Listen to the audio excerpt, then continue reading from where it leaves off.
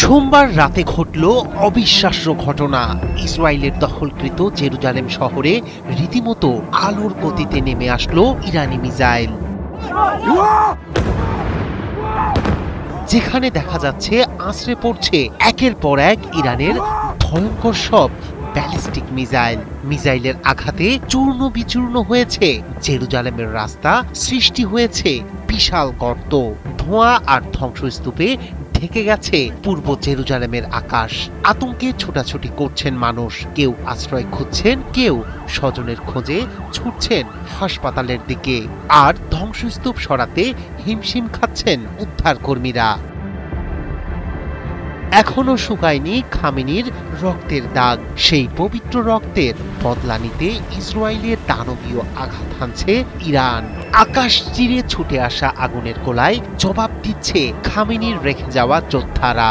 গভীর রাতের নীরবতা ভেঙে একের পর এক ব্যালিস্টিক মিসাইল ছোড়া হচ্ছে ইসরায়েলের দিকে। তেহরানের বার্তা স্পষ্ট, এই হামলা প্রতিশোধের, এই আগুন জবাবের। সংবাদ মাধ্যম আল জাজিরা জানিয়েছে, নতুন করে যে ব্যালিস্টিক মিসাইল ছুড়েছে তেহরান, তার একটি সরাসরি আঘাত হানে জেরুজালেমে। হামলার আগে পূর্ব জেরুজালেম জুড়ে বেজে ওঠে সতর্কতামূলক সাইরেন। কয়েক মিনিটের মধ্যেই বিকট বিস্ফোরণে কেঁপে ওঠে পুরো এলাকা। 1967 সালের 6 দিনের আরব যুদ্ধের পর জেরুজালেম দখল করে নেয় ইসরায়েল। ফিলিস্তিনিদের কাছে শহরটি ঐতিহাসিক ও ধর্মীয়ভাবে গুরুত্বপূর্ণ। এখানে অবস্থিত ইসলামের প্রথম কিবলা পবিত্র আল আকসা মসজিদ।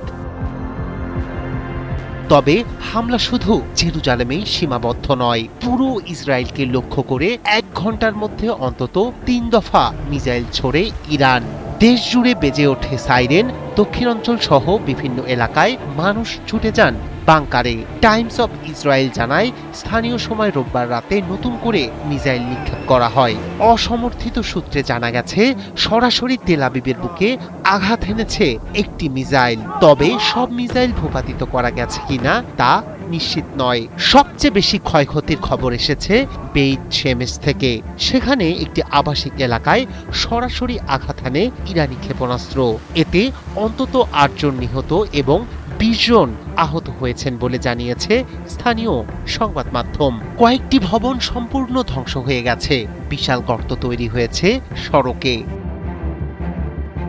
ধ্বংসস্তূপে আটকে পড়াদের উদ্ধারে কাজ করছে জরুরি সেবা বিভাগ। আহতদের দ্রুত নেওয়া হচ্ছে হাসপাতালে। এলাকা জুড়ে চলছে তল্লাশি অভিযান। মধ্যপ্রাচ্যে উত্তেজনা নতুন মাত্রা পেয়েছে। খামেনি হত্যার জবাবে ইরানের এই সরাসরি মিসাইল হামলা পরিস্থিতিকে আরো জটিল করে তুলেছে। ইরানের বক্তব্য স্পষ্ট, এই সংঘাতকে সীমিত অভিযান হিসেবে দেখছে না তারা, বরং পূর্ণাঙ্গ যুদ্ধের সম্ভাবনা মাথায় রেখেই প্রস্তুতি নিচ্ছে তেহরান।